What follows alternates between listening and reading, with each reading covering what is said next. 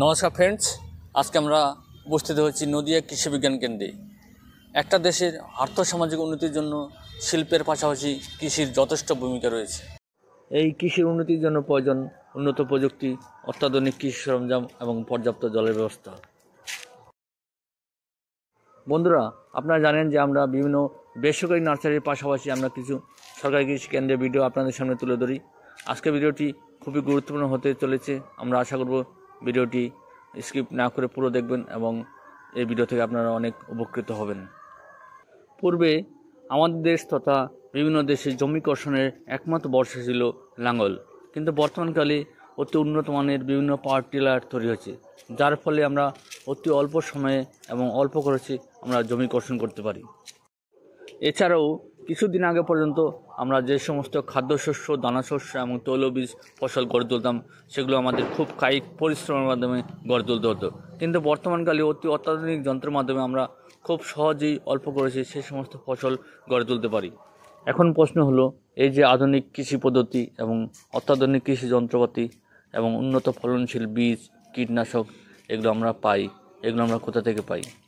এগুলোর পেছনে রয়েছে দেশের বিভিন্ন কৃষি বিজ্ঞান কেন্দ্র এবং কৃষি বিশ্ববিদ্যালয়ের বিজ্ঞানীদের গবেষণার ফল। দেশের বিভিন্ন কৃষি বিজ্ঞানীদের গবেষণার ফলে যে সমস্ত আধুনিক যন্ত্রপাতি, কীটনাশক এবং উন্নত ফলনশীল বীজ তৈরি হয়, সেগুলো খুব সহজেই আমাদের দেশের বিভিন্ন কৃষক বন্ধু, ছাদ বাগানি এবং সাধারণ চাষিদের মধ্যে পৌঁছে যায়। আজকে আমরা উপস্থিত হয়েছি নদিয়া কৃষি বিজ্ঞান কেন্দ্রে। আজকে এই নদিয়া কৃষি বিজ্ঞান কেন্দ্রে কী কী সুবিধা পাওয়া যেতে পারে এবং এই কৃষি বিজ্ঞান কেন্দ্রে কী করে আসবেন এবং বর্তমানে এই কৃষি বিজ্ঞান কেন্দ্রটিতে কী কী প্রজেক্টের উপর কাজ করা হচ্ছে, তার কয়েকটা প্রজেক্ট আমরা দেখানোর চেষ্টা করব। বন্ধুরা, আমাদের ভিডিওটি দেখতে থাকুন এবং ভিডিওটি ভালো লাগলে ভিডিওটিকে লাইক এবং শেয়ার করবেন এবং নতুন দর্শক বন্ধুরা অবশ্যই চ্যানেলটিকে সাবস্ক্রাইব করবেন। দর্শক বন্ধুরা, আপনারা দেখতে পাচ্ছেন এখানে মালচিং পদ্ধতি এবং ড্রিপ ইরিগেশন সিস্টেমের মাধ্যমে বিভিন্ন উন্নত মানের শাকসবজি চাষ করা হচ্ছে। এই মালচিং পদ্ধতি চাষ করলে কৃষকরা যে সমস্ত সুবিধাগুলি পাবে তা হলো, প্রথম হলো জমিতে আগাছা তৈরি হবে না, ফলে আগাছা নিরানোর জন্য যে খরচ, সেই খরচের হাত থেকে কৃষকরা রক্ষা পাবে। 2 নম্বর, আগাছার মাধ্যমে বিভিন্ন গাছে রোগ প্রবেশ করত, ফলে আগাছা না থাকার কারণে গাছ অনেকটা রোগমুক্ত থাকবে। মালচিং পদ্ধতি চাষ করলে তৃতীয় যে সুবিধাটি হয় সেটি হলো, যখন সূর্যতাপে মাটি থেকে জলীয়বাষ্প বের হয়ে যায়, তখন জলীয়বাষ্পের সাথে মাটির বিভিন্ন ভিটামিন ও মিনারেলস উড়ে যায়, ফলে মাটির উর্বর শক্তি হ্রাস পায়। কিন্তু মালচিং পদ্ধতি চাষ করলে যেই মাটি থেকে যে জল বের হয়ে যায়, সেটা মালচিং পেপারের নিচের প্রান্তে জমা হয়, ফলে যখন সূর্যতাপ কমে যায় তখন সেটা আবার মাটির সাথে মিশে যায়, ফলে উর্বর শক্তির হ্রাস হয় না। মালচিং পদ্ধতির আরেকটি সুবিধা হলো, যেহেতু সূর্যতাপে মাটির কৌশিক জল বের হয়ে যায় না, তাই জলের পরিমাণও কম দিতে হয়, তাই জলের খরচের হাত থেকে রক্ষা পাওয়া যায়। সুতরাং দর্শক বন্ধুরা, আপনারা বিভিন্ন কৃষি বিজ্ঞান কেন্দ্রে পরামর্শ নিয়ে এইভাবে মালচিং পদ্ধতি চাষ করতে পারেন এবং লাভবান হতে পারেন। এখানে দেখতে পাচ্ছেন দর্শক বন্ধুরা, এখানে পিভিসি পাইপ দিয়ে ভার্টিক্যাল পদ্ধতিতে ফসল উৎপাদন করা হচ্ছে। এভাবে চাষ করলে আপনারা অল্প জায়গায় অধিক ফসল উৎপাদন করতে পারবেন। বিভিন্ন উন্নত দেশে এই টেকনোলজিতে ফসল উৎপাদন করা হচ্ছে, যেমন ভিয়েতনাম, ইসরায়েল।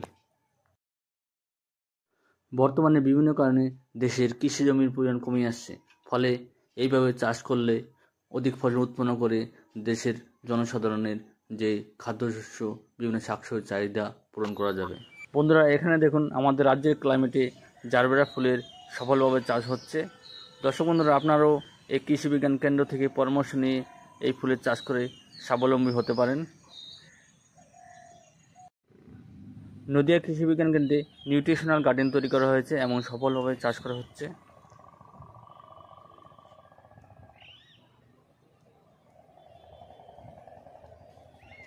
দেখতে পাচ্ছেন দর্শক বন্ধুরা, এখানে নেট হাউসের মধ্যে গোলমরিচ চাষ করা হচ্ছে। এখানে পরীক্ষামূলকভাবে মসুর ডালের সিড প্রোডাকশন করা হচ্ছে।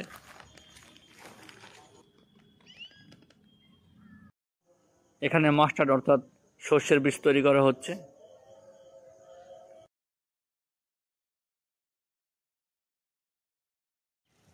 দর্শক বন্ধুরা, এই নদিয়া কৃষি বিজ্ঞান কেন্দ্রে আসতে হলে আপনাদেরকে শিয়ালদা থেকে মেইনল্যান্ডগামী ট্রেনে চেপে নামতে হবে কল্যাণী স্টেশন।